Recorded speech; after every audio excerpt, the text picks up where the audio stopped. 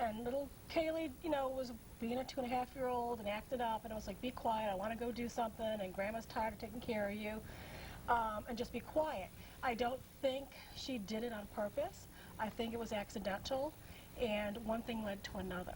Just trying to quiet her, and then, you know, it was like... You go from that, though, to dumping the body. Well, she had a lot of anger in her because she had been fighting with her mother the previous week. We had picked up on that, and that had come out that Cindy and Casey had been fighting, and basically take responsibility, and you get these vibrations. But when people ask us questions, usually it's about a missing person, or it's about, you know, where somebody's at. And we start getting visions of if they're dead or alive. Then we start seeing scenes in our head or visions, and then we try to put a location to it. Like if they say it's, you know, Florida, then if you feel it's near the house where maybe they buried the child, is it something that, you know, a place that the suspect maybe went to and had cigarettes or buried her gerbils or her animals? And then it's basic investigative work, and it's intuition and psychic ability and visions. Well, let's talk more about, according to you two in this Inquirer article, Casey and Caylee and their struggle here. We'll talk about that next. Also, we'll take your phone calls here at 412-333-PCNC. Much, much more with the Vincent sisters next.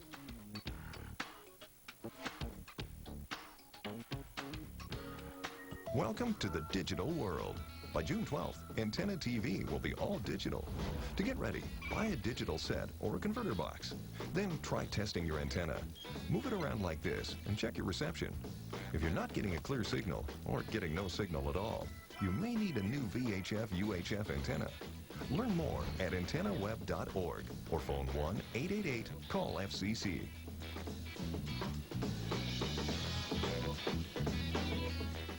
For some people, seasonal allergies are no big deal. For me, they are. The sneezing, itchy, runny nose, and congestion make me miserable. Finally, I got some professional help. I saw my doctor, and she prescribed Astepro. Astepro. It's a powerful prescription antihistamine spray that goes right to the site of nasal allergy symptoms to relieve sneezing, itchy, runny nose, and congestion.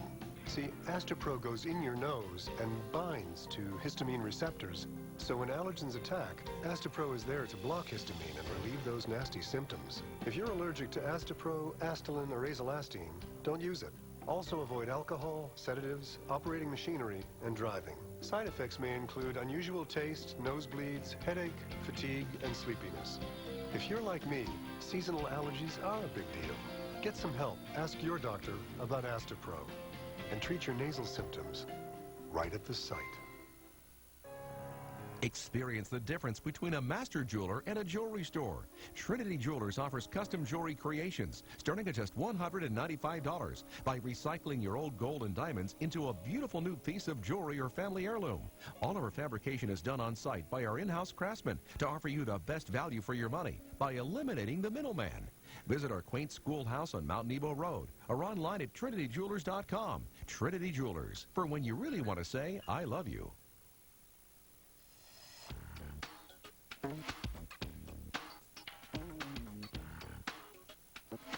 Criminal psychics, do they work? Well, in the case of Caylee Anthony, big news, courtesy of the National Enquirer with us, the Vincent sisters, who are part of this big article that we've talked about, and I haven't really shared a lot of it with you. Let me go over this from the National Enquirer. Again, this story continues to shock and mortify concerning the death, first the disappearance and now the death of Caylee Anthony. Her mother, Casey, is being held. The Pittsburgh-based psychics even predicted accurately that the body would be found inside a black plastic bag along with a blanket. The story continues. Now the sisters have shared with investigators and the Enquirer their chilling visions of the scene where Caylee died, and both agree that Casey did not act alone. Quote, Casey was packing to visit a boyfriend, Suzanne told the Enquirer. Quote, she was in the bedroom of her parents' house with Caylee, who was throwing a fit, not wanting her mother to leave. We believe Casey had been giving her something, cough syrup perhaps, to sedate her, but it wasn't working. Finally, Casey snapped. In a rage, she puts her hand over Caylee's mouth. When that doesn't shut her up, she covers her mouth either with duct tape, later found on the body, or with a pillow. Suddenly, she realizes that Caylee is not moving. She checks. Caylee is dead. She panics. She puts Caylee in a laundry bag and puts that bag in a plastic bag, which she places in the car's trunk. Wow. That's correct. That's the visions that we feel was little Caylee's last moments. A tragedy for a young child. Yeah. Very sad. Any remorse that you're feeling from the mother? No. No, I think that she is,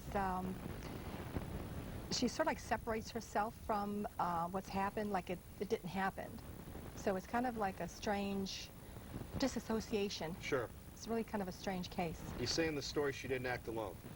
No. I think she had help. She feels she had help. I feel it was another male and a possible another male who may have known but not knowingly, disposed of the body. Maybe she just said, come help me, or just let's go to a location. And then after the fact, it all unraveled, and it was like, I may have been an accessory to a crime here. What about the boyfriend? Oh, I feel the boyfriend had some She knowledge. has many boyfriends. Yeah. Many boyfriends. Well, variety is the spice of life, so they tell me. We go to the phones at 412-333-PCNC, and we go to Karen. Karen, welcome to Night Talk. Hey, hi, how are you? Great. Hey, I wanted to ask the sisters how they felt whenever they did indeed find the body, where they said it was. How did they feel about that? I mean, I can answer.